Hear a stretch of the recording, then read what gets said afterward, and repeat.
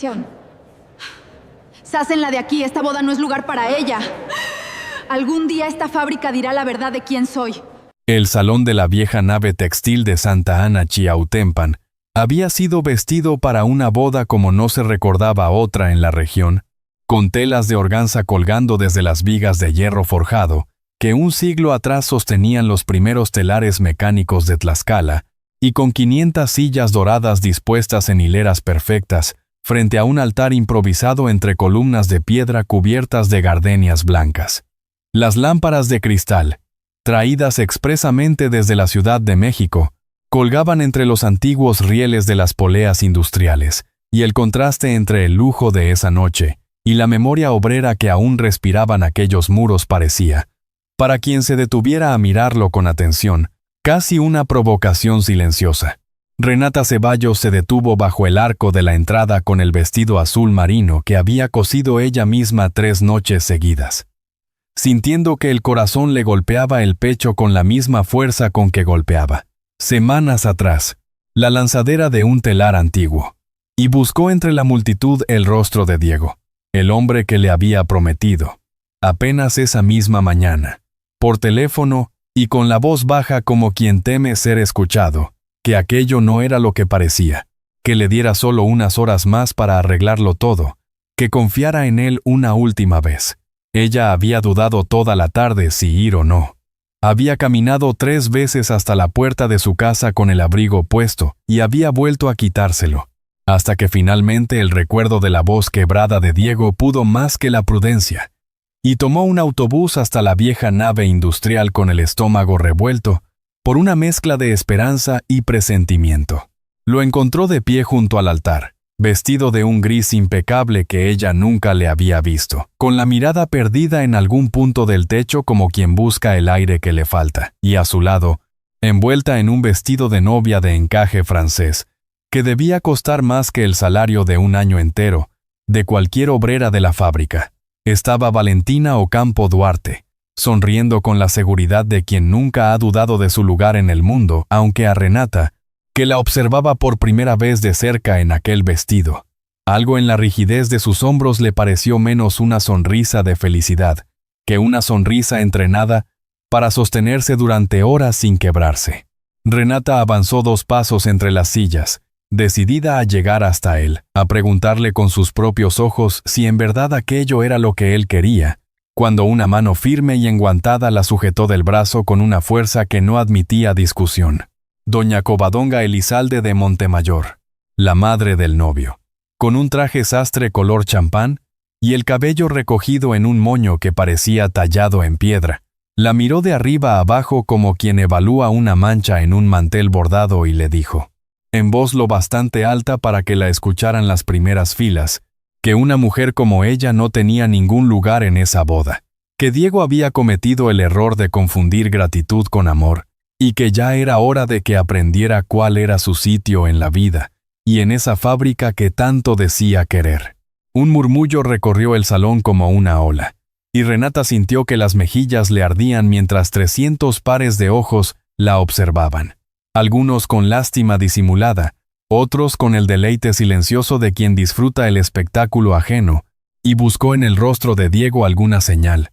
un gesto, una palabra, pero él solo bajó la mirada hacia sus propios zapatos, incapaz de sostenerle los ojos, incapaz de decir una sola palabra en su defensa. Renata quiso gritarle que hablara, que dijera algo, cualquier cosa, pero el nudo en su garganta le impidió pronunciar siquiera su nombre. Y en ese silencio suyo, tan distinto al silencio calculado de doña Covadonga, se midió toda la distancia que la separaba de aquel mundo de sedas y apellidos, al que nunca había pertenecido y al que, comprendió en ese instante, quizás nunca la dejarían pertenecer. Doña Covadonga hizo una seña casi imperceptible a 2 hombres de seguridad, que se acercaron a Renata con la cortesía fría de quien cumple una orden, y la condujeron hacia la puerta principal, mientras ella caminaba con la espalda recta y la barbilla en alto, negándose a llorar frente a esa gente, aunque por dentro sintiera que algo se le desmoronaba para siempre, capa tras capa, como un hilo que se deshace desde la punta hasta la raíz. Fue justo cuando cruzaba el umbral, cuando el aire frío de la tarde le golpeó el rostro y las lágrimas por fin amenazaban con desbordarse. Que un sonido distinto se abrió paso entre los murmullos y la música. El chirrido pesado del portón principal de la nave, ese que solo se abría para las grandes ocasiones, deslizándose sobre sus rieles centenarios con un quejido metálico que pareció, por un instante, la voz misma del edificio protestando. Todo el salón se volvió hacia el sonido, y un silencio extraño, casi reverente, se extendió entre los invitados como si alguien hubiera cortado la corriente eléctrica de todas las conversaciones a la vez. Un hombre mayor, de traje oscuro sin ostentación, con un maletín de cuero gastado por décadas de uso y un bastón que más parecía un símbolo que una necesidad, cruzó el umbral con paso lento pero firme, y ante la sorpresa de Renata, que apenas alcanzaba a verlo de reojo, mientras los guardias la sujetaban del brazo, la gente comenzó a ponerse de pie. Primero los ancianos de la industria textil sentados en las primeras filas, luego los empresarios, luego los banqueros, hasta que el salón entero estaba de pie en un silencio que pesaba más que cualquier aplauso. Doña Covadonga palideció visiblemente, y por primera vez en toda la tarde algo parecido al miedo cruzó su rostro cuidadosamente maquillado, un miedo que intentó disfrazar apretando con más fuerza el ramo de flores que sostenía entre las manos. Renata no supo quién era aquel hombre, ni por qué su sola presencia bastaba para poner de pie a la aristocracia textil de todo el estado, ni por qué la miraba a ella, específicamente a ella, con una expresión que mezclaba la tristeza con una determinación de hierro, como si llevara toda la vida esperando ese momento exacto para intervenir. Los guardias,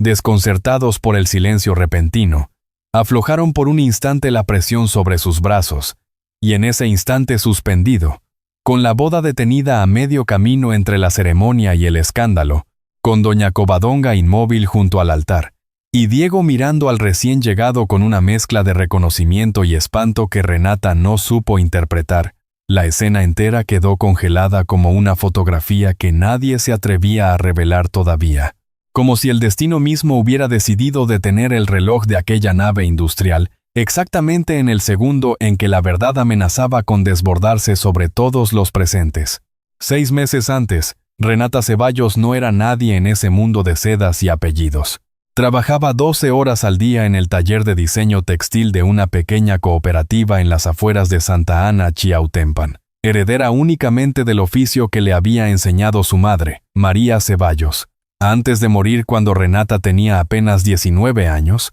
de una enfermedad que se la llevó rápido y sin darle tiempo a dejarle más respuestas que preguntas. Le quedaba de aquel duelo un puñado de recuerdos borrosos sobre un padre al que nunca conoció, un hombre llamado Ignacio, del que su madre hablaba poco y siempre con una tristeza que Renata nunca se atrevió a indagar demasiado, como si preguntar pudiera reabrir una herida que su madre había decidido, por razones que nunca explicó del todo, mantener cerrada a cualquier costo. Vivía en una casa pequeña heredada de su abuela, en una calle empedrada donde los vecinos se conocían desde generaciones. Cosía para encargos particulares por las noches, para completar el ingreso que la cooperativa apenas le alcanzaba a pagar, y guardaba en el fondo de un cajón,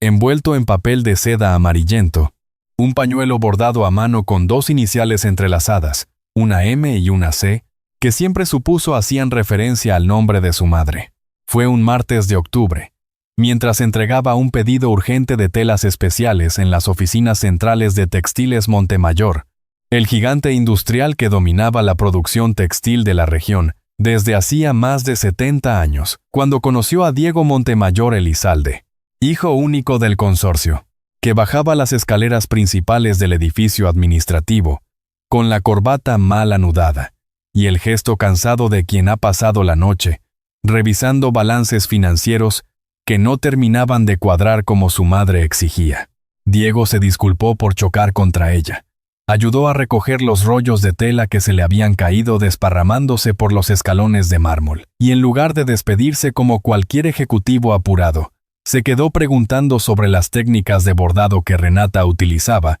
genuinamente interesado, con una curiosidad que a ella le pareció extrañamente sincera para alguien de su posición. Le preguntó por qué había elegido el hilo de esa tonalidad exacta, ¿Por qué el punto de cruz en lugar del punto de tallo? Y ella, sorprendida de que alguien vestido de traje se detuviera a hacer preguntas tan específicas, terminó explicándole durante casi media hora, allí mismo en las escaleras,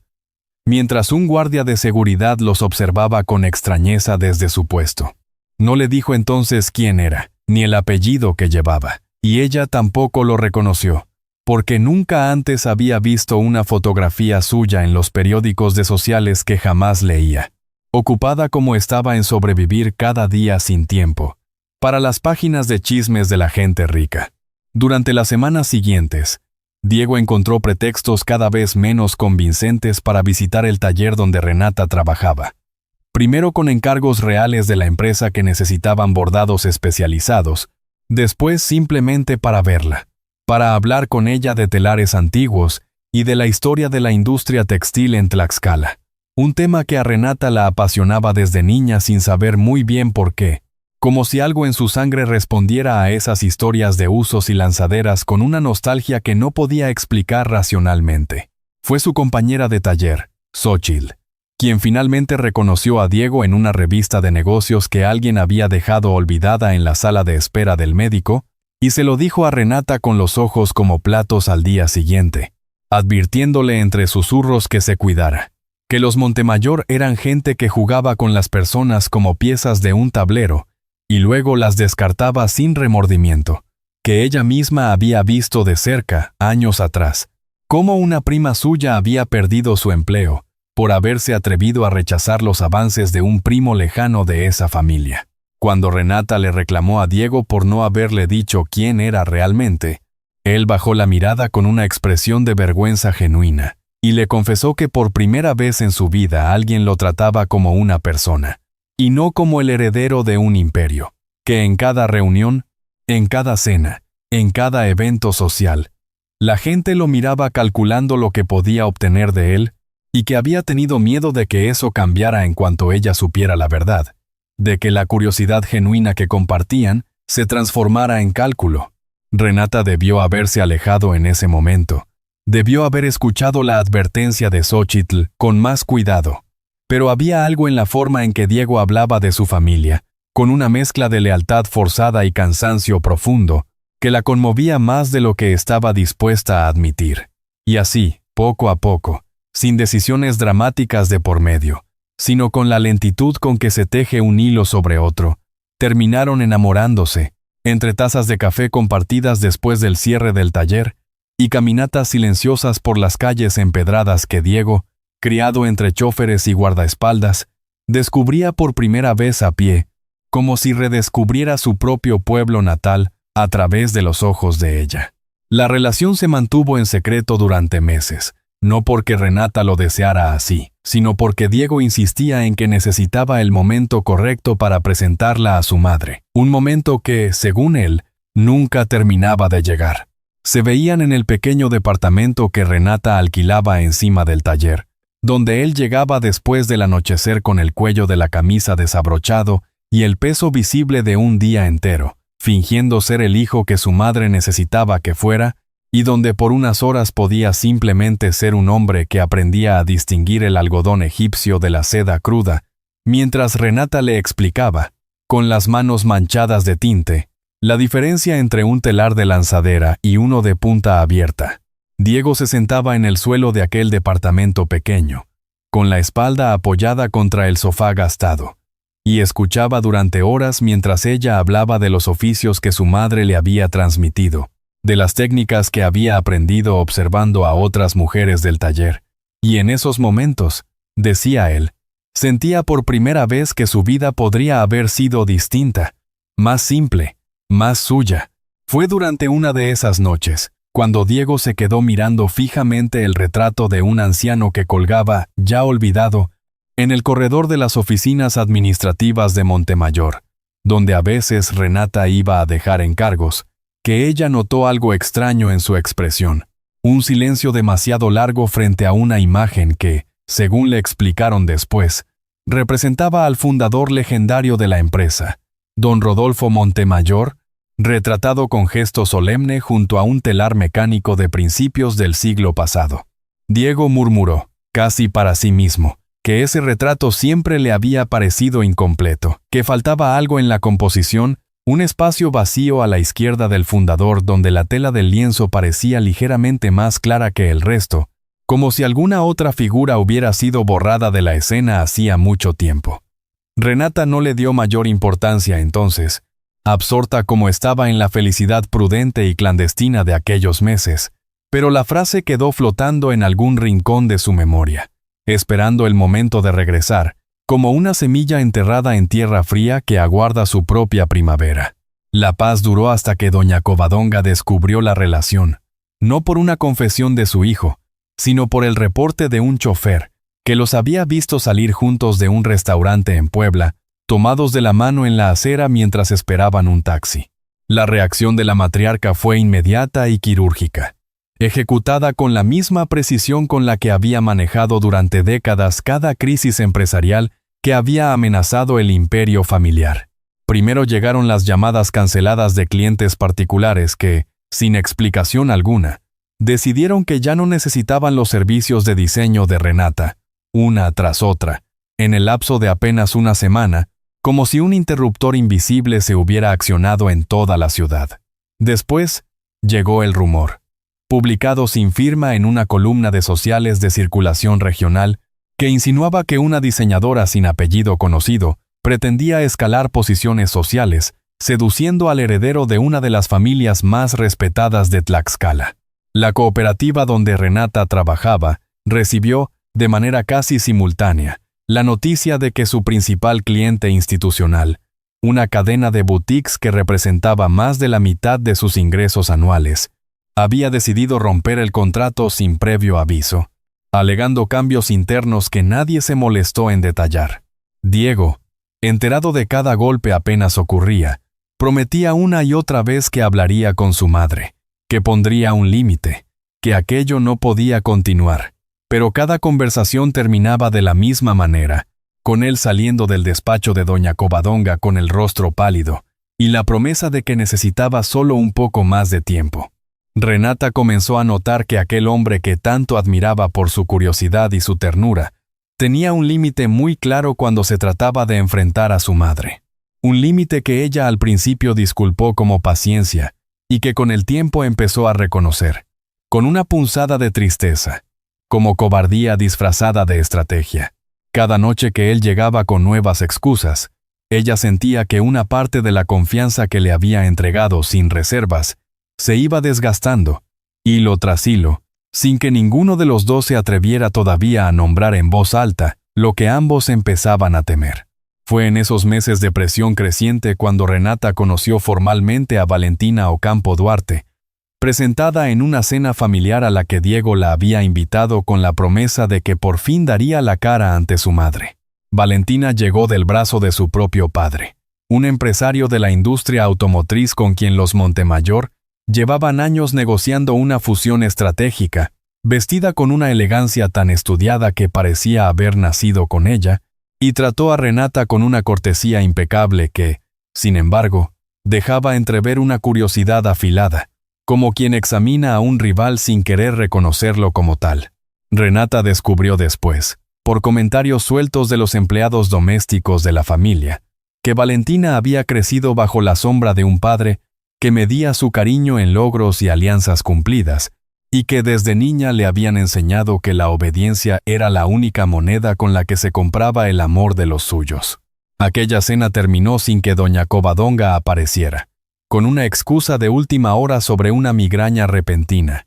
y Renata comprendió, con una claridad que le dolió más que cualquier insulto directo, que la matriarca ya había decidido el destino de su hijo mucho antes de que ella entrara en la ecuación, y que Valentina, con su sonrisa educada y su tristeza escondida en los ojos, era apenas otra pieza en un tablero que ninguna de las dos había diseñado. Renata volvió aquella noche a su departamento con el vestido de la cena todavía puesto y se sentó frente al espejo de su cómoda, ese mueble viejo que había pertenecido a su abuela, y que crujía cada vez que abría el cajón inferior. El mismo cajón donde guardaba, envuelto en su papel de seda amarillento, el pañuelo bordado con las iniciales entrelazadas. Lo sacó esa noche, como hacía cada vez que necesitaba sentirse cerca de su madre. Y pasó los dedos sobre el hilo dorado que formaba la M y la C, preguntándose, no por primera vez, por qué su madre nunca le había explicado el origen exacto de aquella pieza, más allá de decirle, en las pocas ocasiones en que lo mencionó, que era lo único verdaderamente valioso que le dejaría algún día. Recordó entonces una tarde de su infancia, difusa como todos los recuerdos de esa edad, en la que había preguntado a su madre, ¿por qué nunca hablaban de su padre? Y María había guardado silencio tanto tiempo que Renata terminó por no volver a preguntar jamás, aceptando que había puertas en la vida de su madre que sencillamente no se abrían. Guardó el pañuelo de nuevo. Se prometió a sí misma que hablaría con Diego una última vez sobre el rumbo que estaba tomando aquella relación, y se durmió con la sensación incómoda de estar sosteniendo, sin saberlo todavía, un hilo suelto que tarde o temprano tendría que tirar hasta el final. Las semanas que siguieron a la cena fallida trajeron consigo una escalada que Renata no supo nombrar, hasta que fue demasiado tarde para detenerla. Doña Covadonga no volvió a mencionar su nombre directamente, ni con ella ni, según le contaba Diego con la voz cada vez más apagada, delante de su hijo, pero cada golpe llegaba con una precisión que solo podía venir de alguien con recursos ilimitados y una paciencia fría como el acero. La cooperativa textil donde Renata trabajaba recibió una inspección sanitaria sorpresiva que, aunque no encontró irregularidad alguna, obligó a cerrar el taller durante 3 días completos, tiempo suficiente para perder 2 encargos importantes que jamás se recuperaron, mientras las demás mujeres del taller, sin decirlo abiertamente, comenzaron a mirar a Renata con una mezcla de lástima y recelo, temerosas de que la mala fortuna que parecía perseguirla terminara por arrastrarlas también a ellas. Después llegó una nota, publicada esta vez con mayor detalle en la sección de sociedad de un periódico de circulación estatal, que describía a Renata como una mujer de origen humilde que había intentado, sin éxito, introducirse en los círculos más altos de la industria textil,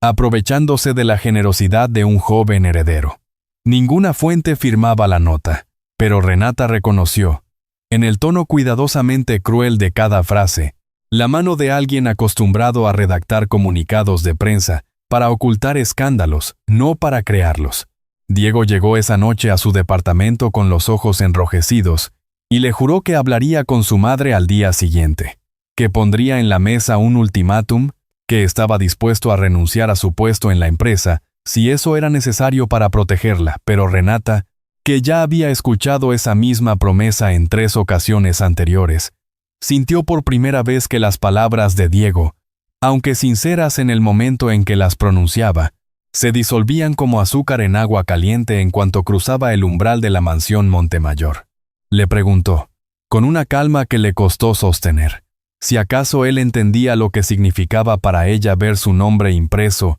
en un periódico junto a acusaciones de cazafortunas, si comprendía lo que era caminar por el mercado del pueblo y sentir las miradas de vecinos que la habían conocido desde niña ahora cargadas de sospecha. Diego solo pudo bajar la cabeza y repetir que lo sentía, que todo cambiaría pronto.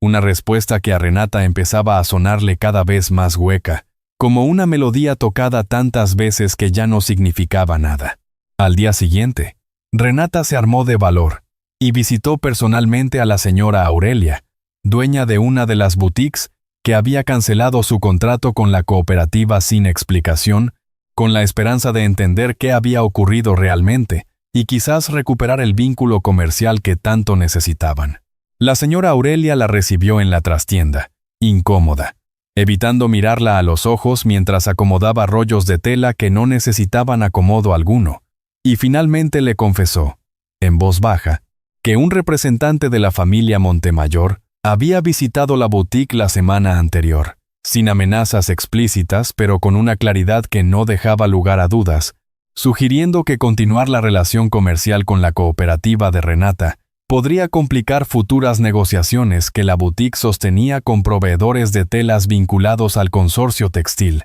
Renata salió de aquella tienda con el estómago revuelto, comprendiendo por primera vez la magnitud real del poder que se había desplegado en su contra un poder tan vasto y tan silencioso, que ni siquiera necesitaba levantar la voz para destruir todo lo que ella había construido con años de esfuerzo. De vuelta en el taller, Renata encontró un ambiente enrarecido que no existía semanas atrás. Xóchitl,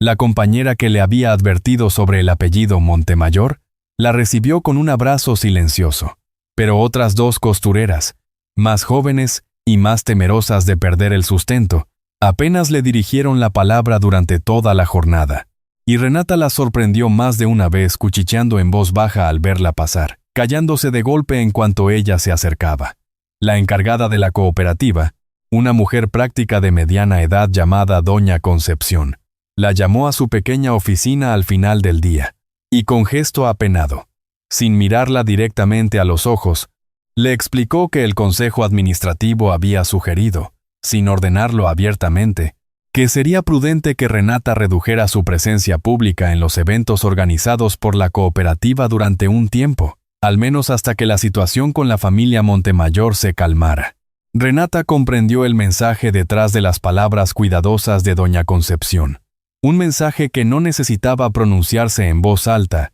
para resultar claro. Ya no era bienvenida del todo ni siquiera en el único espacio que hasta entonces había considerado completamente suyo, y la comprensión de esa exclusión progresiva le dolió casi tanto como los insultos directos que ya había empezado a recibir. Fue durante esos días de tensión creciente, cuando Renata decidió, casi como un acto de rebeldía silenciosa, visitar a doña Xóchitl, la anciana que había trabajado como bordadora principal en la fábrica durante más de 40 años antes de jubilarse, y que había conocido a su madre en los años en que ambas trabajaban codo a codo en los talleres de producción. Doña Xóchitl la recibió en su casa de adobe a las afueras del pueblo con la calidez de siempre, sirviéndole pan dulce recién horneado, mientras las gallinas del patio picoteaban entre las macetas de geranios, pero cuando Renata mencionó de pasada el nombre de Diego Montemayor, y la boda que la familia parecía estar planeando a toda prisa,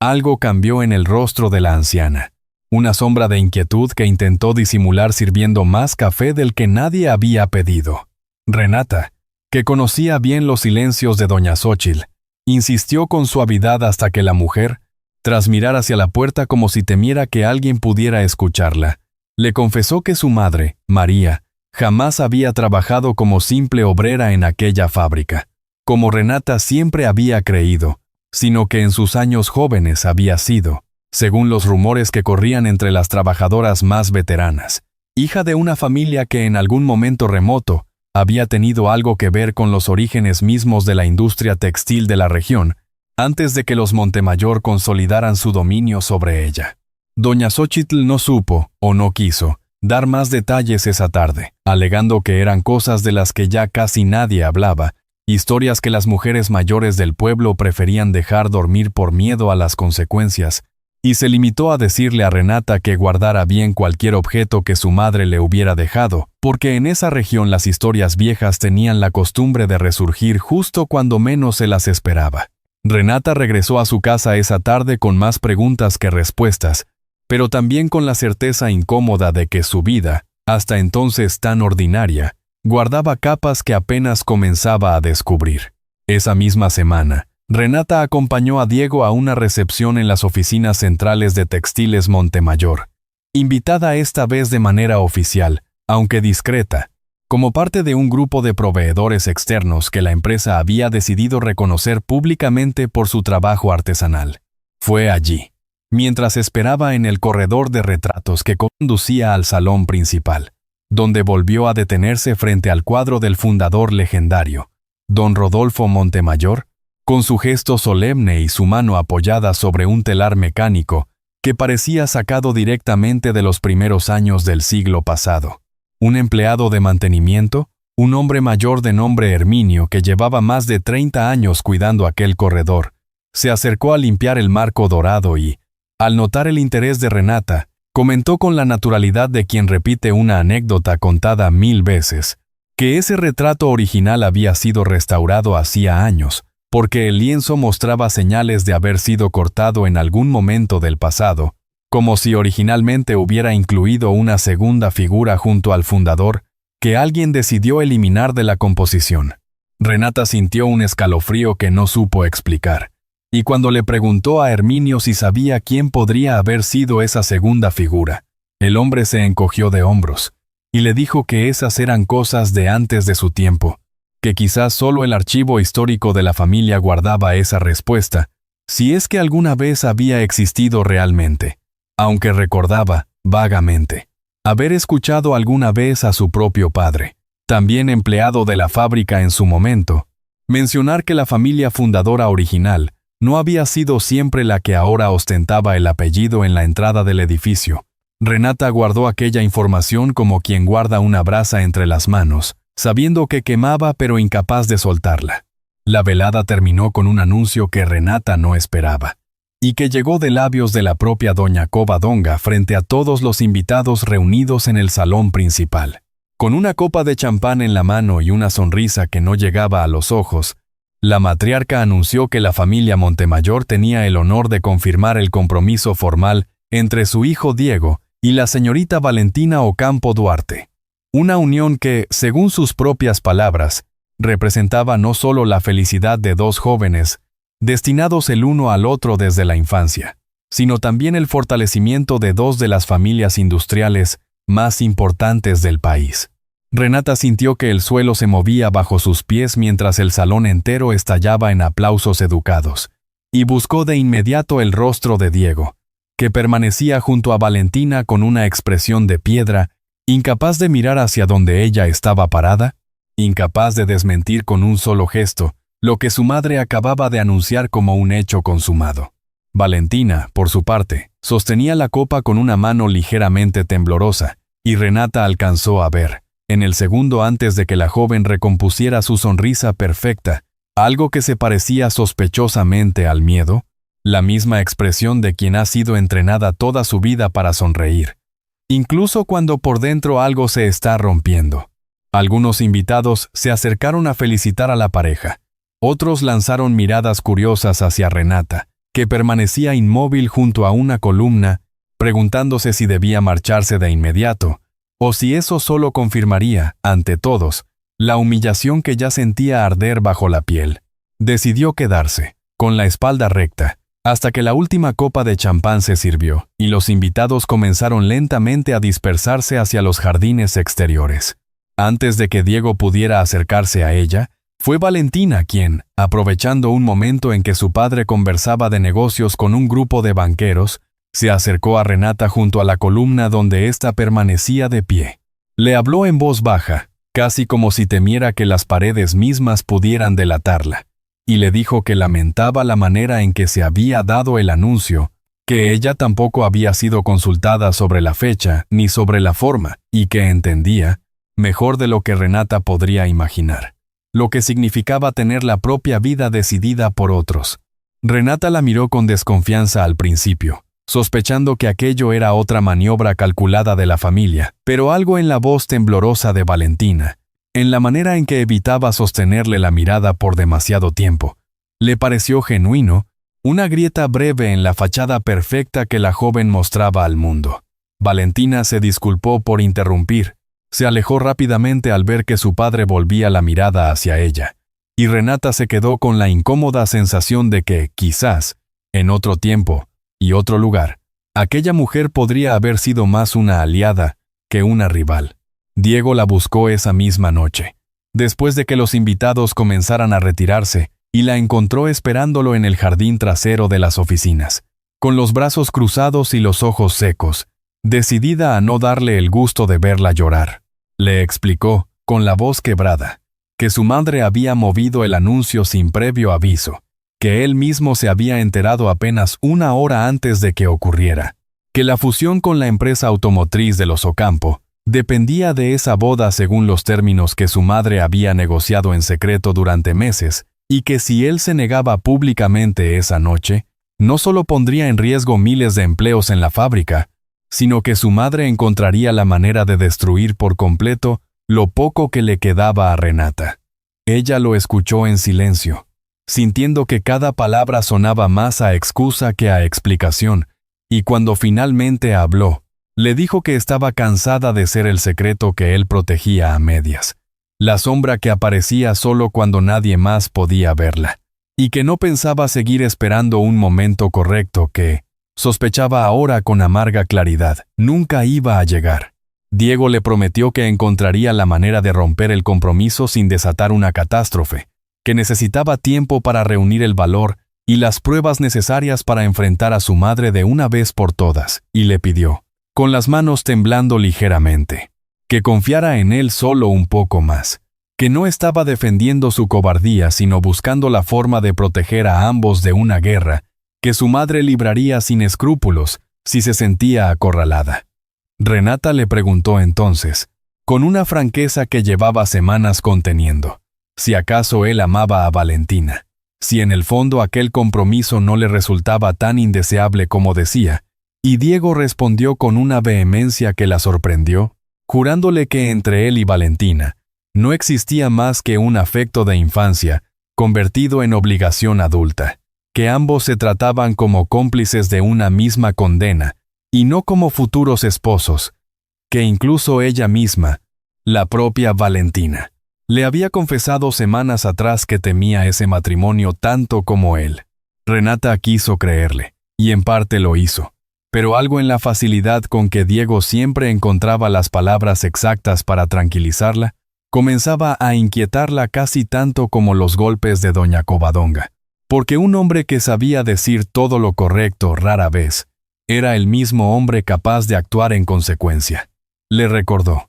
con la voz más dura de lo que pretendía, que las palabras no habían salvado su contrato con la boutique de la señora Aurelia, ni habían detenido el artículo del periódico, ni habían evitado que 300 personas escucharan esa misma noche el anuncio de un compromiso que se suponía no debía existir. Diego guardó silencio un largo rato, mirando hacia las luces del salón que aún brillaban a través de los ventanales, y finalmente admitió, con una honestidad que le costó visiblemente pronunciar, que tenía miedo, no de perder la empresa ni la fortuna familiar, sino de convertirse en la clase de hombre que su padre había sido antes de morir, un hombre que había cedido cada batalla frente a doña Covadonga, hasta desaparecer casi por completo bajo la sombra de su esposa, resignado a una vida de comodidad sin voluntad propia. Renata sintió, al escucharlo, una punzada de compasión que se mezcló incómodamente con su propio agotamiento,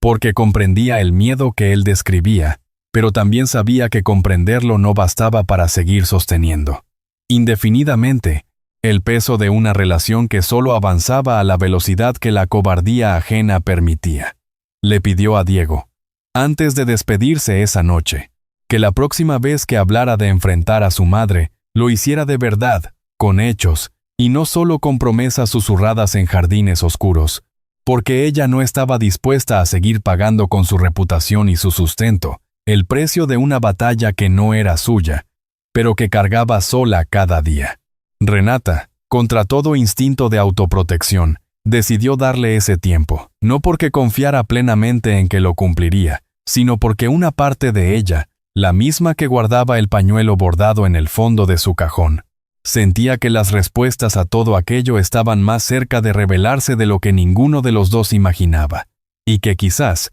cuando esas respuestas llegaran, cambiarían por completo los términos de aquella guerra silenciosa que doña Covadonga creía tener ya ganada. La presión sobre Renata no hizo más que aumentar en las semanas siguientes al anuncio del compromiso. Los pocos clientes particulares que aún le quedaban comenzaron a cancelar sus pedidos uno tras otro, con excusas cada vez más endebles, y Renata comprendió que doña Covadonga había decidido no dejar piedra sobre piedra en su intento de borrarla por completo del mapa social de la región. Las noches se le volvieron largas, ocupadas en revisar cuentas que cada vez cuadraban menos, y más de una vez se sorprendió a sí misma, llorando en silencio sobre la máquina de coser, no tanto por el dinero que perdía, sino por la sensación creciente de estar siendo borrada, hilo a hilo, de un mundo que hasta hacía poco creía conocer. Fue en ese momento de mayor vulnerabilidad cuando Renata decidió hacer algo que había postergado durante años, por miedo a remover heridas que prefería mantener cerradas. viajar hasta la casa de su tía Refugio, la única hermana de su madre que aún vivía, en un pueblo vecino, para preguntarle directamente sobre el pasado de su familia y sobre el hombre que había sido su padre. Tomó el primer autobús de la mañana, con el pañuelo bordado guardado cuidadosamente en el bolso, sintiendo que por fin estaba dispuesta a escuchar respuestas que durante toda su vida había preferido no buscar. Refugio la recibió con la misma sorpresa con que se recibe a un fantasma, deteniéndose un largo instante en la puerta antes de abrazarla, y tras servirle un café que ninguna de las dos tocó, comenzó a hablar por primera vez en toda la vida de Renata sobre Ignacio, el hombre que había sido esposo de María durante apenas 3 años antes de morir en un accidente en la carretera a Puebla, cuando Renata todavía no cumplía los 2 años. Con la voz temblando de emociones contenidas durante décadas, Refugio explicó que Ignacio había sido un hombre callado, de mirada triste incluso en sus mejores momentos, que trabajaba en lo que podía conseguir, oficios menores, reparaciones, cualquier cosa que le permitiera llevar algo de dinero a casa, aunque su familia, según los rumores que corrían entre los mayores del pueblo, alguna vez había tenido una posición muy distinta. Le contó que Ignacio provenía de una familia con una historia larga y dolorosa ligada a la industria textil de la región, una familia de apellido Cabañas, que en algún momento del pasado había sido dueña de una de las primeras fábricas mecanizadas de la zona, antes de perderlo todo en circunstancias que nadie en la familia hablaba con claridad, envueltas en rumores de traición y papeles falsificados. Refugio recordaba haber escuchado, de niña, a los adultos susurrar sobre aquel escándalo antiguo cada vez que pasaban frente a la gran fábrica que entonces ya llevaba el nombre de otra familia, un nombre que ahora, décadas después, todo el mundo conocía sin cuestionar su legitimidad. María, según Refugio, había decidido criar a Renata bajo su propio apellido de soltera, Ceballos, no por vergüenza ni por rencor hacia Ignacio, sino por miedo, un miedo que nunca terminó de explicar del todo, a que el nombre Cabañas trajera consigo problemas que una mujer viuda y sola no podría enfrentar, problemas que quizás incluso habían tenido algo que ver con la manera repentina y confusa en que Ignacio había muerto. Renata, con las manos temblando, sacó entonces el pañuelo bordado que llevaba consigo desde que salió de su casa esa mañana, y preguntó a su tía si sabía algo sobre esas iniciales. Refugio tomó la tela entre los dedos con una reverencia casi religiosa. La acercó a la ventana para verla mejor bajo la luz del mediodía, y le confirmó lo que Renata comenzaba a sospechar en el fondo de su estómago. Aquel pañuelo no había pertenecido a su madre, sino a su padre, y las iniciales bordadas no correspondían a ningún nombre de pila, sino a las letras de manufactura Cabañas, el nombre original de la fábrica que su bisabuelo había fundado generaciones atrás, mucho antes de que el mundo la conociera como Textiles Montemayor. Le explicó que Ignacio guardaba ese pañuelo como el último objeto tangible que conservaba de su propio padre, y que, poco antes de morir, se lo había entregado a María pidiéndole que algún día, cuando el momento fuera el correcto, se lo diera a su hija. Renata regresó a Santa Ana Chautempan esa misma tarde con la cabeza dando vueltas, incapaz de asimilar del todo lo que acababa de descubrir, repasando una y otra vez en su mente cada detalle de la conversación con Refugio, mientras el autobús avanzaba por la carretera entre campos de maguey, y decidió, casi sin pensarlo, dirigirse directamente al despacho de un abogado, cuyo nombre había escuchado mencionar de pasada, en más de una ocasión, entre los trabajadores más antiguos de la fábrica, el licenciado Cirilo Vandala, un hombre que llevaba más de 40 años ejerciendo el derecho corporativo en la región y que, según los rumores, había sido en su juventud amigo cercano de varias de las familias fundadoras de la industria textil local. Vandala la recibió con una cortesía formal que se transformó en algo mucho más intenso en cuanto Renata pronunció el apellido Cabañas, y depositó sobre su escritorio el pañuelo bordado. El abogado guardó silencio durante un instante que a Renata le pareció eterno. Se quitó los lentes, los limpió con un pañuelo propio como quien necesita ocupar las manos para no traicionar la emoción del rostro, y finalmente se puso de pie, caminó hasta una vieja caja fuerte empotrada en la pared de su despacho, y sin decir palabra, sacó una carpeta de cuero desgastado que llevaba escrito, en tinta descolorida, el apellido Cabañas. Le dijo entonces, con la voz cargada de una emoción contenida durante décadas, que había conocido a Ignacio Cabañas cuando ambos eran jóvenes, que había sido testigo de la lucha silenciosa que su padre había librado durante años para recuperar algo que legítimamente le pertenecía, visitando archivos notariales, consultando peritos, ahorrando cada peso disponible para pagar investigaciones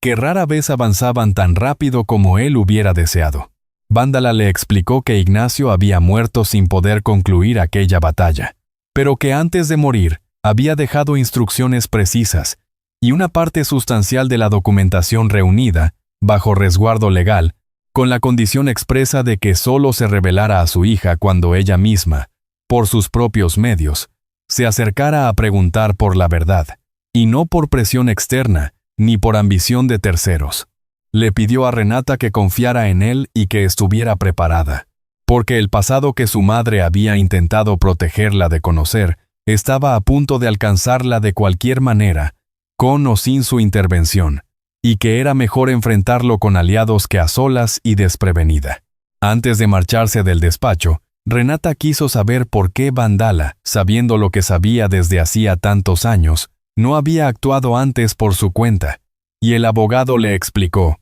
con una calma que reflejaba el peso de las decisiones que había tenido que tomar, que la ley exigía que fuera la propia heredera quien reclamara sus derechos, no un tercero actuando en su nombre, y que además existía el riesgo real de que, si la familia Montemayor detectaba movimientos legales prematuros, tuviera tiempo de esconder o destruir evidencia adicional antes de que el caso pudiera presentarse con solidez ante un tribunal. Le mostró, sin entregárselos todavía en su totalidad, algunos documentos amarillentos que incluían cartas antiguas entre Salvador Cabañas y sus socios comerciales, correspondencia que hablaba con orgullo de la expansión de la fábrica en los años previos a la crisis de 1948, y Renata sintió, al ver la caligrafía cuidadosa de un hombre que compartía su propia sangre, una conexión extraña con un pasado que hasta esa tarde ni siquiera sabía que le pertenecía. Vandala le advirtió también, con gesto grave, que el camino que tenía por delante no sería sencillo, que la familia Montemayor contaba con recursos legales considerables y que era de esperarse que, en cuanto se enteraran de sus intenciones, desplegaría andodaz su influencia para desacreditar tanto los documentos como a la propia Renata. Le preguntó si estaba realmente dispuesta a enfrentar esa batalla, sabiendo que probablemente significaría hacer pública una historia que había permanecido oculta durante generaciones y que, inevitablemente, terminaría por afectar también a Diego, a quien ella todavía amaba pese a todo. Renata guardó silencio largo rato antes de responder, pensando en su madre, en el pañuelo guardado durante años como un secreto sin explicación, en la vergüenza silenciosa que su familia había cargado sin merecerla, y finalmente respondió que sí, que estaba dispuesta, porque ya no se trataba solo de recuperar un apellido o un patrimonio, sino de devolverle la verdad a la memoria de un padre que nunca había tenido la oportunidad de contarla él mismo. Esa misma semana, mientras se debatía entre el asombro de sus propios descubrimientos y el peso creciente del aislamiento social,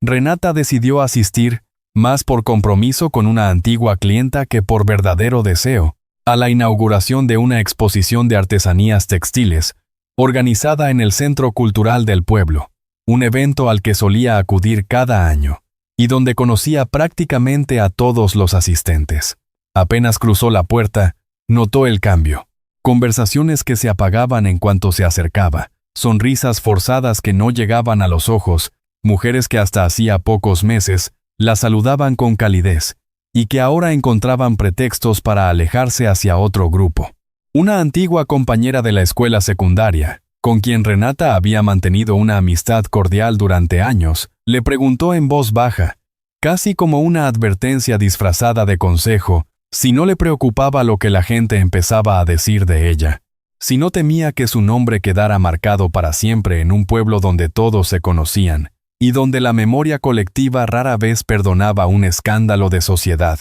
Renata respondió con la dignidad que aún le quedaba, agradeciendo la preocupación pero dejando claro que no pensaba disculparse por algo que ni siquiera había hecho, y abandonó la exposición apenas media hora después de haber llegado, con la sensación amarga de haber perdido, sin darse cuenta, no solo clientes sino también amistades que creía más sólidas de lo que en realidad eran. Mientras tanto, en la mansión Montemayor, la maquinaria de los preparativos de boda avanzaba sin pausa, ajena por completo a la tormenta que se gestaba fuera de sus muros. Diego, cada vez más ausente y más atrapado entre las exigencias de su madre y la culpa que sentía por Renata, buscó refugio en largas conversaciones con Valentina, no como pareja comprometida, sino como dos personas que compartían el mismo tipo de jaula dorada. Fue en una de esas conversaciones, una tarde en que ambos se habían escapado del bullicio de los preparativos para sentarse en silencio junto a la piscina de la mansión, cuando Valentina le confesó, con una honestidad que la sorprendió a ella misma, que jamás había elegido nada en su vida por voluntad propia, que su padre le había enseñado desde niña que el amor de la familia se ganaba obedeciendo sin cuestionar, y que en el fondo sentía tanto miedo de decepcionarlo como Diego sentía de decepcionar a su propia madre. Le contó, con la mirada fija en el agua quieta de la piscina, que de pequeña había soñado con estudiar arquitectura en el extranjero, un sueño que su padre había desestimado sin siquiera considerarlo, recordándole que su verdadero papel en la familia era fortalecer alianzas, no perseguir caprichos personales, y que desde entonces había aprendido a guardar cualquier deseo propio en un lugar donde nadie pudiera encontrarlo ni cuestionarlo. Diego, conmovido por aquella confesión inesperada, le dijo la verdad sobre Renata sin rodeos, esperando quizás su desprecio o su indignación, pero Valentina solo asintió despacio, con los ojos húmedos, y le respondió que en cierto modo lo entendía mejor de lo que él imaginaba, porque también ella había aprendido a fingir felicidad frente a un compromiso que nunca había pedido, y que quizás, si ambos reunían el valor suficiente, podrían encontrar juntos una salida que no implicara sacrificar a una tercera persona inocente en el proceso. Esa misma noche, mientras Renata regresaba a su casa con la carpeta de documentos que el licenciado Vandala finalmente había accedido a mostrarle en parte, se detuvo un instante frente al escaparate cerrado de una tienda de telas en el centro del pueblo, atraída por el reflejo de la luz de la calle sobre el cristal, y en ese reflejo creyó distinguir, grabado en una vieja placa metálica que servía de decoración en el interior del local, el mismo símbolo entrelazado que llevaba bordado su pañuelo, las mismas letras M y C, que ahora sabía, correspondían a Manufactura Cabañas. Se acercó más, con el corazón latiéndole con fuerza, pegando casi la frente al cristal frío, y comprendió que aquella placa, olvidada entre cachivaches decorativos, pertenecía a uno de los primeros telares mecánicos que su bisabuelo había instalado en la región casi un siglo atrás. El mismo tipo de máquina que aún se conservaba, según le habían dicho, como pieza de museo en el vestíbulo principal de las oficinas de Textiles Montemayor. Al día siguiente, decidida a confirmar aquello con sus propios ojos, Renata pidió a Herminio, el viejo empleado de mantenimiento que tanto sabía de la historia del edificio, que le permitiera examinar de cerca el telar antiguo exhibido en el vestíbulo, con el pretexto de admirar su valor artesanal para un posible proyecto de diseño. Herminio, siempre dispuesto a compartir la historia que tanto amaba, la acompañó hasta la vitrina de cristal donde reposaba la vieja máquina, y allí, grabada en una pequeña placa de bronce casi invisible bajo el óxido de los años, Renata encontró las mismas iniciales que llevaba en su pañuelo, esta vez acompañadas de una fecha borrosa que apenas alcanzaba a leerse. 1922. El pañuelo, que hasta entonces había sido solo un recuerdo íntimo de su madre, se transformaba ahora ante sus ojos en la prueba tangible de una historia mucho más grande que ella misma. Una historia que la fábrica entera llevaba grabada en sus cimientos, aunque nadie se hubiera atrevido a pronunciarla en voz alta durante generaciones. Y por primera vez desde que todo aquello había comenzado, Renata sintió que no estaba simplemente defendiéndose de un ataque, sino descubriendo, pieza por pieza, quién había sido realmente desde el principio. Esa noche, ya en su casa, extendió sobre la mesa de la cocina los pocos documentos que Vándala le había permitido llevarse, junto con el pañuelo bordado, y los observó largo rato bajo la luz amarillenta de la lámpara, comparando la caligrafía de las cartas antiguas con la firma que aparecía, ya casi desvanecida, al pie de su propia acta de nacimiento, donde por primera vez notó que el segundo apellido registrado, aunque tachado por un trámite administrativo que jamás había cuestionado, correspondía efectivamente a Cabañas. Sintió que una pieza más del rompecabezas encajaba en su sitio, y por un instante, sentada sola en aquella cocina modesta, con el peso de generaciones enteras posándose lentamente sobre sus hombros, se permitió llorar, no de tristeza sino de una emoción más compleja, hecha a partes iguales de duelo por un padre que nunca conoció, y de una furia tranquila que empezaba a tomar la forma de una determinación inquebrantable. La semana previa a la boda, mientras los preparativos alcanzaban su punto más frenético en la mansión Montemayor, el licenciado Vándala citó a Renata en su despacho para informarle que la investigación estaba, por fin, prácticamente concluida. Le explicó que había logrado localizar, en el archivo histórico del Colegio de Notarios del Estado, el acta original de 1948, y que un perito caligráfico de reconocido prestigio, contratado años atrás por el propio Ignacio, y cuyo informe permanecía sellado a la espera del momento adecuado, había confirmado sin lugar a dudas que la firma atribuida a Salvador Cabañas en aquel documento no correspondía a su puño y letra. Le mostró también, con manos que apenas podían disimular la emoción, una segunda carpeta que hasta entonces no le había revelado, que contenía copias de registros parroquiales antiguos, y le explicó, con cautela, que aquella documentación revelaba un segundo secreto, uno que no pertenecía a la familia Cabañas, sino a la propia familia Montemayor, un secreto que cambiaría por completo el equilibrio de poder entre ambas partes si llegaba a hacerse público en el momento correcto. Renata escuchó todo aquello con una mezcla de vértigo y determinación, y cuando Vándala le preguntó cómo deseaba proceder, ella pensó de inmediato en la boda que se aproximaba,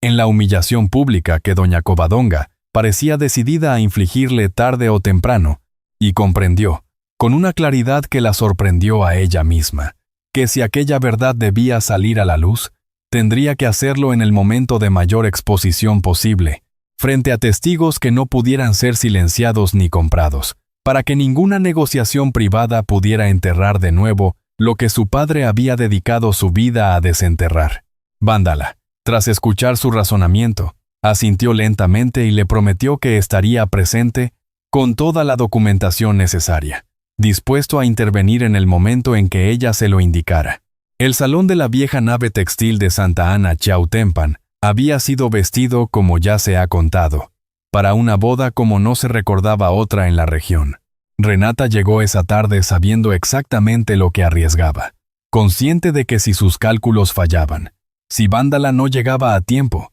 o si la evidencia resultaba insuficiente ante los ojos de la sociedad reunida, terminaría por perder no solo su reputación, sino cualquier posibilidad futura de ser tomada en serio. Aún así, caminó hacia el interior del salón con la misma determinación silenciosa con que su padre, según le habían contado, había caminado durante años entre archivos y despachos notariales, negándose a rendirse pese a las puertas que se cerraban una tras otra frente a él. Todo ocurrió, en efecto, como ya se ha narrado, el enfrentamiento con doña Covadonga frente a los invitados, las palabras hirientes pronunciadas en voz alta para que las escuchara media sociedad de Tlaxcala, la orden silenciosa que envió a Renata directamente hacia la puerta, sostenida por dos guardias que cumplían órdenes sin hacer preguntas. Y entonces, justo cuando el aire frío del exterior comenzaba a rozarle el rostro, llegó el chirrido del portón principal, el silencio reverente que se extendió por todo el salón, y la aparición del licenciado Cirilo Vándala, avanzando con su bastón y su maletín de cuero entre las miradas atónitas de 200 invitados, que se ponían de pie sin saber todavía por qué. El anciano abogado apoyó ambas manos sobre su bastón. Miró primero a doña Covadonga con una serenidad que no dejaba lugar a dudas sobre quién sostenía el control de la situación, y después se volvió hacia Renata con una expresión que mezclaba el alivio y la solemnidad de quien ha esperado toda una vida para cumplir una promesa. Con voz firme, que resonó por todo el salón sin necesidad de micrófono alguno, anunció que se presentaba ante los presentes como albacea testamentario de don Ignacio Cabañas, y que en cumplimiento de las últimas voluntades de su difunto cliente, así como de una investigación patrimonial concluida apenas esa misma semana, tenía el deber legal e ineludible de reconocer públicamente a Renata Cabañas Ceballos como heredera legítima y única del patrimonio fundacional de Manufactura Cabañas, entidad de la cual Textiles Montemayor había sido, durante más de 70 años, una simple continuación bajo un nombre distinto. Un murmullo de incredulidad recorrió las filas de invitados mientras doña Covadonga, pálida como la cera, intentaba recomponer una sonrisa que ya no lograba sostener el peso de la situación, y varios de los presentes, empresarios y banqueros que habían hecho negocios con la familia Montemayor durante décadas, comenzaron a intercambiar miradas de desconcierto, calculando ya, con la frialdad de quien vive de anticipar riesgos financieros, qué implicaciones podría tener aquella revelación para sus propios intereses. Vandala continuó, sin dejarse interrumpir, explicando que en 1948, en medio de una crisis financiera que había puesto en riesgo la supervivencia de la fábrica original, el entonces administrador contratado de la empresa, un hombre llamado Rodolfo Montemayor, había aprovechado la ausencia prolongada del fundador Salvador Cabañas, hospitalizado por una enfermedad grave, para presentar ante notario un documento de transferencia de propiedad que jamás había sido autorizado ni firmado legítimamente por la familia fundadora. El abogado sacó entonces de su maletín de cuero una carpeta que depositó sobre una mesa cercana, y de ella extrajo una copia certificada del acta notarial original, rescatada años atrás del archivo histórico del Colegio de Notarios del Estado, que probaba sin lugar a dudas que la firma atribuida a Salvador Cabañas en el documento de transferencia había sido falsificada, un hecho que peritos caligráficos independientes, contratados discretamente por Ignacio Cabañas durante los últimos años de su vida, habían confirmado con precisión técnica incuestionable. Sostuvo en alto también una fotografía ampliada de ambas firmas, colocadas una junto a la otra para que cualquiera pudiera apreciar, incluso sin formación especializada, las diferencias evidentes en el trazo, en la presión del pulso, en la inclinación de cada letra, diferencias que ningún experto honesto podría atribuir a la simple variación natural de una misma mano. Diego, que había permanecido inmóvil junto al altar durante todo el discurso, dio un paso al frente con el rostro descompuesto, y preguntó, con una voz que apenas lograba mantenerse firme, si aquello significaba que la historia entera de la fundación de la empresa que llevaba su apellido, la historia que le habían contado desde niño como un relato de mérito y trabajo duro, había sido en realidad la historia de un despojo. Vandala asintió con gravedad y añadió, mirando directamente a Diego, que había un segundo elemento en su investigación que probablemente resultaría todavía más difícil de asimilar para la familia Montemayor. El abogado explicó, con la misma calma metódica con que había expuesto todo lo anterior, que los registros parroquiales y notariales de la época también revelaban que Rodolfo Montemayor jamás había tenido descendencia biológica propia, y que el hijo que crió y presentó públicamente como heredero de su apellido había sido en realidad adoptado en circunstancias privadas, gestionadas discretamente a través de un antiguo orfanato de la capital del estado, un hijo cuya línea de sangre no correspondía, contrario a lo que la familia había sostenido durante generaciones, a ningún vínculo real con el propio Rodolfo. Mostró entonces un acta de adopción, amarillenta pero perfectamente legible, con sellos oficiales que ningún abogado presente en el salón, y varios de los más prestigiosos del estado se encontraban entre los invitados, pudo cuestionar en su autenticidad. Aquello significaba, explicó el abogado con una calma casi clínica, que ni siquiera el derecho de sangre que la familia Montemayor había esgrimido durante décadas para justificar su posición tenía fundamento real y que toda la arquitectura de legitimidad sobre la que doña Covadonga había construido su autoridad se sostenía, en el fondo, sobre el mismo tipo de ficción que ella misma acababa de intentar imponerle a Renata frente a todos los presentes. Un silencio distinto, más pesado que el anterior, cayó sobre el salón, porque muchos de los presentes comprendieron en ese instante que no estaban solo presenciando el escándalo de una familia rival, sino el desmoronamiento de una narrativa que había sostenido, durante décadas, el prestigio social de toda una región. Doña Covadonga, temblando de una furia que ya no podía disimular, intentó protestar, alegando que aquellos documentos podían haber sido falsificados o manipulados con intereses ocultos, que aquello era una conspiración orquestada para arruinar el nombre de su familia justo el día de la boda de su hijo. Pero Vándala la interrumpió con una serenidad devastadora, recordándole que él mismo había sido, muchos años atrás, joven pasante en el despacho que certificó originalmente aquellas actas y que conocía personalmente la letra y el sello del notario responsable.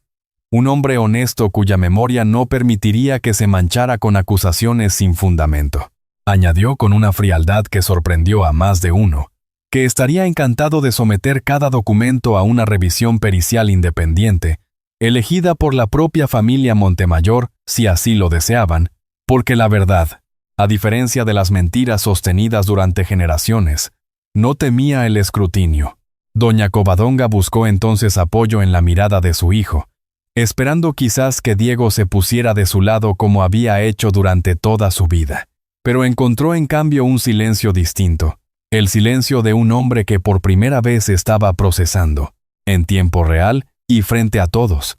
que la autoridad absoluta que su madre había ejercido sobre él durante 30 años, se sostenía sobre cimientos tan falsos como los que acababan de derrumbarse ante sus ojos. Algunos invitados comenzaron a retirarse discretamente, incómodos ante la magnitud del escándalo que se desplegaba frente a ellos, mientras otros, movidos por una curiosidad que no podían disimular, se acercaron un poco más, deseosos de no perderse un solo detalle de lo que sin duda sería, durante años, el tema de conversación obligado en cada reunión social de la región. Vándala se volvió entonces hacia Renata, que permanecía inmóvil, incapaz todavía de procesar del todo la magnitud de lo que estaba escuchando, y le dijo, con una voz que se suavizó de golpe, que su padre había dedicado los últimos años de su vida a reunir en secreto cada una de esas pruebas, no por ambición ni por venganza, sino por el deseo profundo de que algún día su hija pudiera caminar por esa fábrica,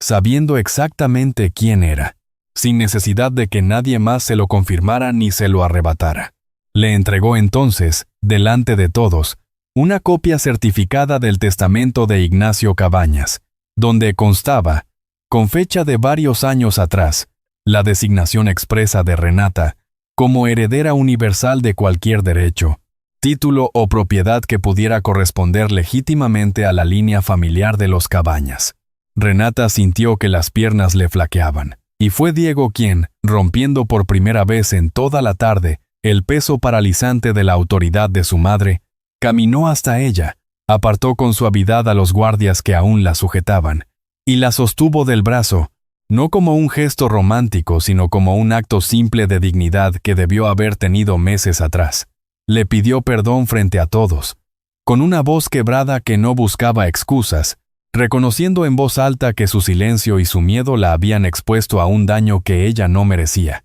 y que estaba dispuesto, por primera vez en su vida, a asumir las consecuencias de defender lo que consideraba justo, incluso si eso significaba enfrentarse abiertamente a su madre y perder todo lo que hasta entonces había dado por sentado. Se volvió después hacia doña Covadonga, y con una firmeza que nadie en el salón le había escuchado jamás, le dijo que la boda quedaba cancelada, no porque la evidencia legal lo exigiera de inmediato, sino porque él mismo se negaba a seguir construyendo su vida sobre los cimientos de miedo y sometimiento que su madre había impuesto durante 3 décadas. Doña Covadonga, incapaz de responder, se dejó caer lentamente sobre una de las sillas doradas más cercanas, con el rostro desencajado de quien ve derrumbarse en cuestión de minutos la obra de toda una vida. Valentina, desde el altar, observaba la escena con los ojos llenos de lágrimas que no eran de tristeza sino de un alivio extraño, como quien ve finalmente derrumbarse una estructura que llevaba demasiado tiempo sosteniendo sobre los hombros equivocados, y sin decir palabra, se acercó a su propio padre y le pidió, en voz baja pero firme, que la sacara de allí, que aquel no era ni había sido nunca el camino que ella misma hubiera elegido para su vida. En medio de la confusión general, Renata recordó de pronto, con una claridad repentina que le erizó la piel, la noche en que Diego se había detenido frente al retrato de Rodolfo Montemayor en el corredor de las oficinas, murmurando que la composición le parecía incompleta, que faltaba algo a la izquierda del fundador. Comprendió entonces que aquel espacio vacío en el lienzo, aquella tela ligeramente más clara que el resto, correspondía exactamente al lugar donde alguna vez debió haber estado retratado Salvador Cabañas, su propio bisabuelo, borrado físicamente de la historia oficial de la empresa en algún momento posterior a 1948, cuando ya no convenía que nadie recordara su rostro junto al hombre que había usurpado su legado. Buscó con la mirada entre la multitud a Herminio, el viejo empleado de mantenimiento, y lo encontró de pie al fondo del salón, con las manos temblorosas y los ojos húmedos, asintiendo levemente hacia ella como quien por fin ve confirmada una sospecha, que había cargado en silencio durante toda una vida de servicio a una familia que nunca fue completamente honesta con su propia historia. Los invitados que aún permanecían en el salón se dividieron, en cuestión de minutos, en grupos que cuchicheaban entre sí con distintos grados de escándalo y fascinación,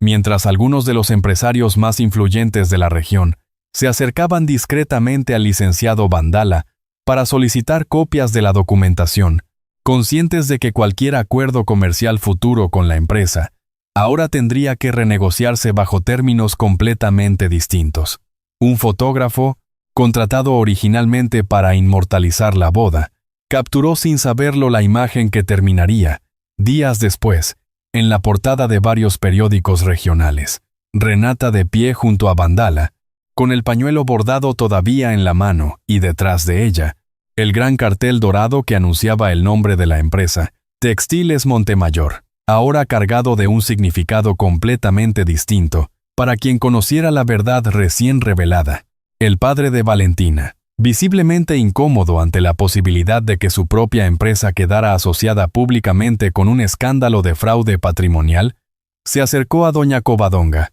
todavía sentada y pálida sobre la silla dorada, y le informó con sequedad que consideraba prudente suspender de inmediato cualquier negociación de fusión, hasta que la situación legal de Textiles Montemayor quedara completamente esclarecida, una noticia que pareció golpear a la matriarca casi con la misma fuerza que la revelación de Vandala. Doña Covadonga, incapaz ya de sostener la compostura que había mantenido durante décadas frente a la sociedad de Tlaxcala, se llevó una mano temblorosa al pecho, y pidió, con una voz que ya no reconocía como propia, que alguien la ayudara a salir de aquel salón que hasta hacía apenas una hora había sido el escenario triunfal de su poder, y que ahora se había convertido en el escenario público de su ruina. Renata, observando aquella escena desde la distancia prudente que Diego seguía sosteniendo junto a ella, sintió una mezcla extraña de satisfacción y tristeza, porque en algún rincón de su corazón,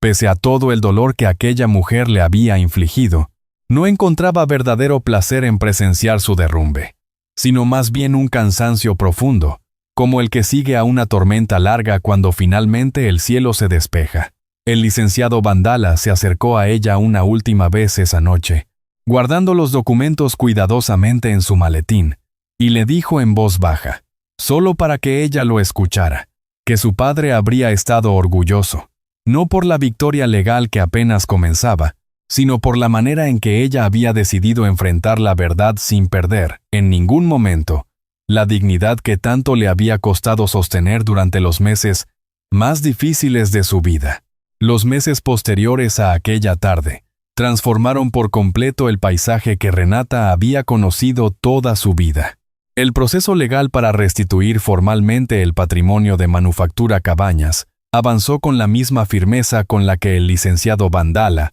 había hablado aquel día, y aunque las negociaciones fueron largas y en ocasiones dolorosas, con audiencias que se extendieron durante semanas y peritajes adicionales solicitados por los abogados de la familia Montemayor, en un último intento por retrasar lo inevitable, terminaron con un acuerdo que devolvía a Renata el control mayoritario de la histórica fábrica textil, mientras la familia Montemayor conservaba una participación menor bajo condiciones estrictamente supervisadas por un consejo independiente. Doña Covadonga, incapaz de soportar la humillación pública de ver desmoronarse la narrativa que había sostenido durante toda su vida adulta, se retiró de la vida social activa y se instaló de manera permanente en una propiedad familiar en las afueras de la ciudad, donde, según los pocos que aún la visitaban, pasaba los días revisando álbumes fotográficos antiguos como quien busca, demasiado tarde, entender en qué momento exacto había perdido el control de su propia historia. Diego, por su parte, sorprendió a todos, incluida la propia Renata. Al renunciar formalmente a cualquier puesto directivo dentro de la empresa reestructurada y solicitar, ante el asombro del personal más antiguo, un puesto como operario de telares en el turno matutino de la planta principal, el mismo tipo de trabajo que generaciones enteras de familias habían desempeñado allí durante décadas. El primer día se presentó vestido con el uniforme sencillo de algodón azul que usaban todos los operarios, sin chofer que lo trajera ni asistente que lo acompañara, y esperó pacientemente su turno en la fila de entrada, junto a hombres y mujeres que apenas semanas atrás lo habrían tratado con la deferencia reservada para un heredero, y que ahora, poco a poco, comenzaron a tratarlo como a un aprendiz más, corrigiendo sus errores sin miramientos y burlándose con cariño de su torpeza inicial frente a las máquinas. Durante meses se le vio llegar puntual cada mañana, aprender desde cero el manejo de las máquinas bajo la tutela paciente de los trabajadores más experimentados, cometer errores como cualquier principiante, enredar hilos que tardaba horas en desenredar y disculparse por ello sin la coraza de apellido que antes lo protegía de toda consecuencia. Uno de los capataces más veteranos, un hombre llamado don Aparicio, que llevaba 35 años trabajando en la planta, comentó en más de una ocasión, con una mezcla de sorpresa y respeto renuente, que jamás había visto a un patrón o a un antiguo patrón esforzarse tanto por aprender un oficio que nunca tendría, en teoría, la necesidad práctica de dominar. No buscó a Renata durante ese tiempo. No le envió mensajes ni pretextos para verla, respetando un silencio que ella misma necesitaba para reconstruir, sin interferencias, la relación con su propia historia y con la fábrica que ahora llevaba su verdadero apellido. Hubo un incidente, hacia el tercer mes de trabajo, que se convirtió en comentario obligado entre los operarios de la planta durante semanas. Una de las máquinas más antiguas del taller, la misma que Diego había aprendido a operar con mayor dificultad, sufrió un atasco grave durante el turno matutino, amenazando con detener por completo la producción de un pedido urgente que la empresa no podía permitirse perder en medio de la reestructuración financiera que atravesaba. Mientras el resto de los operarios esperaba a que llegara el técnico especializado, Diego, recordando indicaciones que don Aparicio le había repetido pacientemente semanas atrás, decidió intentar resolver el atasco por su cuenta, con las manos temblando no de miedo sino de concentración, y tras casi una hora de trabajo meticuloso, logró destrabar el mecanismo sin dañar ninguna pieza. Don Aparicio, al enterarse, se limitó a darle una palmada seca en el hombro y decirle, con la voz ronca de quien no acostumbra elogiar con facilidad, que ya empezaba a merecer el sueldo que cobraba. Un comentario que Diego guardó,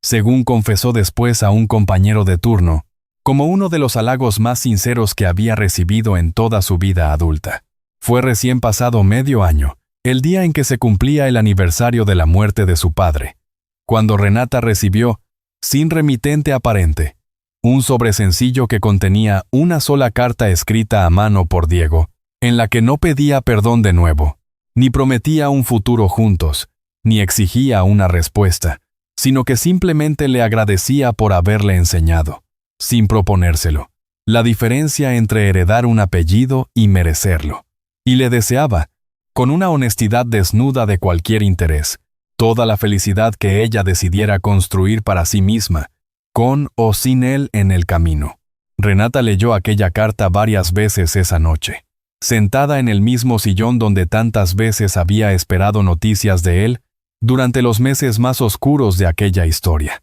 Y aunque no respondió de inmediato, la guardó con cuidado en el mismo cajón donde alguna vez había guardado el pañuelo bordado, como quien reconoce el valor de algo sin saber todavía qué hacer con él. Valentina, liberada finalmente del compromiso roto sin escándalo formal, gracias a un acuerdo discreto entre ambas familias, buscó a Renata varias semanas después, en las oficinas recién renombradas de Manufactura Cabañas, con una actitud muy distinta a la de la joven segura que Renata había conocido meses atrás. Llegó sin anunciarse, vestida con una sencillez que contrastaba fuertemente con la elegancia estudiada que Renata recordaba de ella, y esperó pacientemente en la recepción hasta que Renata aceptó recibirla. Le confesó, con la voz temblorosa pero sincera, que durante años había confundido la obediencia hacia su padre con una forma de amor, que había crecido observando cómo su madre se sometía a cada decisión paterna sin cuestionarla jamás,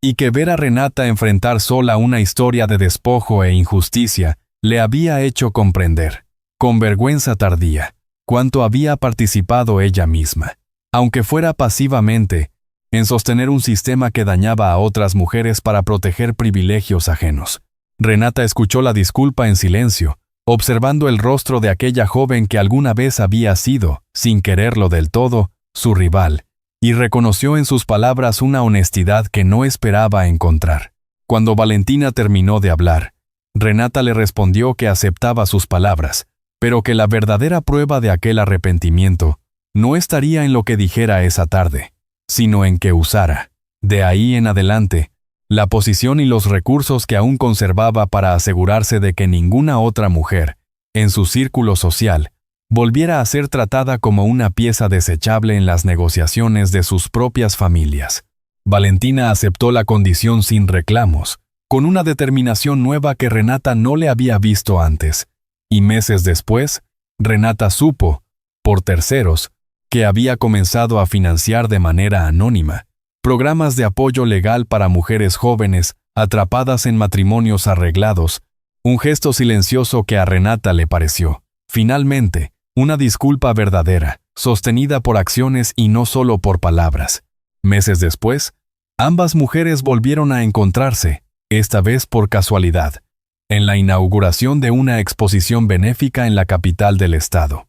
Y conversaron durante casi una hora como dos personas que, sin haberlo planeado nunca, habían terminado por convertirse en algo parecido a amigas. Valentina le contó, con un entusiasmo que Renata no le conocía, que finalmente había retomado su viejo sueño de estudiar arquitectura, inscribiéndose en un programa nocturno mientras seguía al frente de su fundación, y que su padre, sorprendentemente, no se había opuesto esta vez, quizás porque los acontecimientos de los últimos meses le habían enseñado también a él que ciertas victorias solo se sostienen cuando se construyen sobre bases honestas. En el aniversario de un año desde la restitución legal del patrimonio familiar, Renata inauguró, en el mismo predio donde su bisabuelo había levantado los primeros telares mecánicos de la región, una escuela vocacional gratuita de oficios textiles, destinada a jóvenes de escasos recursos de todo Tlaxcala, a la que decidió nombrar Escuela Textil Ignacio Cabañas, en honor al padre que nunca tuvo la oportunidad de conocer, pero cuya paciencia silenciosa terminó por devolverle no solo un apellido, sino una comunidad entera. Los primeros 50 alumnos, seleccionados entre decenas de solicitudes de familias de escasos recursos de toda la región, llegaron esa mañana con una mezcla de nerviosismo y esperanza. Y Renata, al recorrer los talleres recién equipados junto a doña Xóchitl, a quien había invitado a formar parte del cuerpo docente como instructora principal de bordado tradicional, sintió que finalmente estaba honrando, de la manera más concreta posible, el legado silencioso de su madre y de su padre. Durante la ceremonia de inauguración, colocó en una vitrina de cristal, a la entrada del edificio principal, El pañuelo bordado con las iniciales M y C, que había acompañado a 3 generaciones de su familia,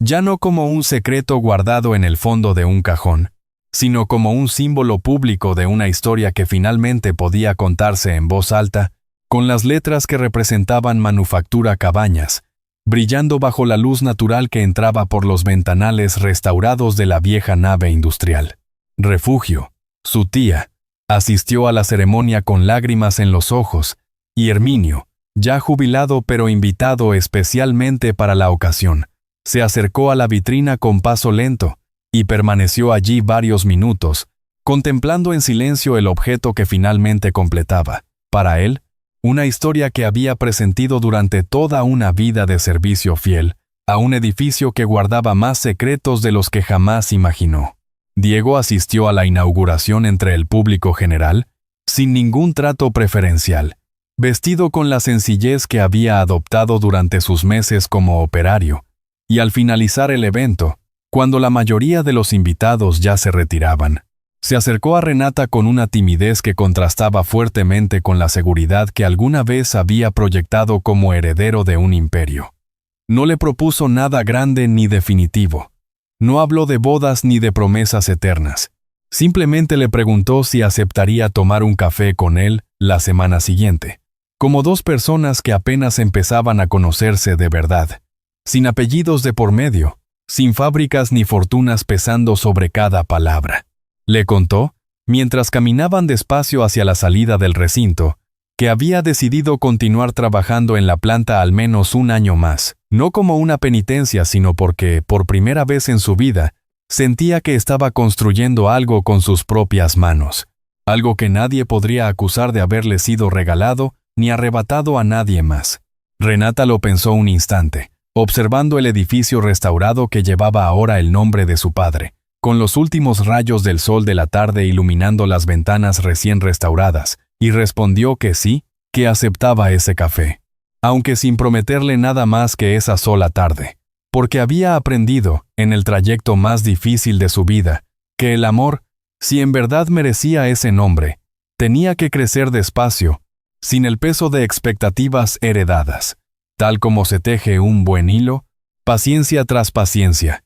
sin apuros que rompan la trama. Diego sonrió, una sonrisa distinta a todas las que Renata le había visto antes, sin la tensión constante de quien vive, calculando las consecuencias de cada gesto frente a su madre. Se encontraron la semana siguiente, tal como habían acordado, en un pequeño café del centro de Santa Ana Chiautempan, que ninguno de los dos había visitado antes, un lugar sin historia compartida entre ellos, elegido a propósito por ambos, aunque ninguno lo dijera en voz alta. Diego llegó primero y la esperó en una mesa junto a la ventana, vestido con ropa sencilla, sin ningún rastro del hombre que alguna vez había presidido juntas directivas vestido de traje. Cuando Renata entró, él se puso de pie, un gesto anticuado que la hizo sonreír a su pesar, y le preguntó, con genuina curiosidad, cómo iban las clases en la escuela, si los alumnos más jóvenes ya lograban manejar el telar de lanzadera sin cortarse los dedos, como le había pasado a él las primeras semanas. Ella le habló de doña Xóchitl, de lo orgullosa que estaba de enseñar de nuevo después de tantos años, y de un niño de 12 años que había mostrado un talento sorprendente para combinar colores, tan natural que a veces Renata se preguntaba si ese talento no sería, después de todo, algo que se heredaba en la sangre, como parecía haberle ocurrido a ella misma sin saberlo. Diego, por su parte, le contó sobre don Aparicio y sus regaños constantes, sobre el atasco de la máquina que había logrado resolver solo, sobre lo extraño que resultaba, después de 30 años acostumbrado a que la gente le abriera cada puerta, aprender a ganarse el respeto de sus compañeros, un día de trabajo honesto a la vez. No hablaron de su madre, ni de la boda cancelada, ni de los meses de silencio que los habían separado. Hablaron, en cambio, como 2 desconocidos que compartían una curiosidad genuina el uno por el otro, riendo con ganas cuando Diego confesó que la primera semana en la planta había llegado a casa con las manos tan doloridas que apenas podía sostener un tenedor. Al despedirse, ya afuera del café, bajo la luz anaranjada del atardecer, Diego no intentó tomarla de la mano ni prometerle un segundo encuentro. Simplemente le dijo que había disfrutado mucho la tarde. Y ella respondió que sí, que ella también, y que quizás, algún día, podrían repetirlo, sin prisa, sin promesas, dejando que el tiempo decidiera por sí mismo qué forma tomaría, si es que tomaba alguna, aquello que apenas comenzaba a tejerse entre los dos. Con el paso de los meses, aquellos encuentros ocasionales se convirtieron en una costumbre discreta, sin etiquetas ni definiciones apresuradas, y quienes los veían caminar juntos los domingos por la plaza del pueblo, deteniéndose a comprar pan dulce o a conversar con los antiguos trabajadores de la fábrica que ya los conocían a ambos, entendían que algo se estaba reconstruyendo entre ellos, lento y cuidadoso, muy distinto del romance apresurado y clandestino de los primeros meses. Renanita nunca dejó de recordarle a Diego, con cariño pero con firmeza, que aquella segunda oportunidad no era un derecho adquirido sino algo que él debía seguir ganándose día a día, y él, para sorpresa de quienes lo habían conocido antes, pareció aceptar aquella condición sin resentimiento, como quien por fin comprende que las cosas verdaderamente valiosas rara vez llegan sin esfuerzo sostenido. Renata aprendió, en el año que tardó en recuperar su verdadero nombre, que la dignidad de una persona nunca dependió de que una sala entera se pusiera de pie por ella. Diego aprendió, demasiado tarde para evitar el daño pero a tiempo para repararlo en parte, que el silencio ante la injusticia también es una forma de cometerla. Doña Covadonga aprendió, encerrada en la soledad que ella misma había construido con cada mentira sostenida durante décadas, que ningún apellido resiste para siempre el peso de una verdad postergada. Valentina aprendió que la obediencia y el amor, aunque a veces se confundan en la infancia, jamás terminan siendo la misma cosa. Y el licenciado Vandala, que había guardado durante años la promesa hecha a un amigo moribundo, aprendió que la justicia, aunque llegue tarde, sigue mereciendo el nombre de justicia. Al final, ninguno de ellos necesitó que el mundo entero se pusiera de pie para reconocer su valor. Bastó, para cada uno, con aprender a sostenerse en pie por sí mismos, incluso cuando nadie más estaba mirando.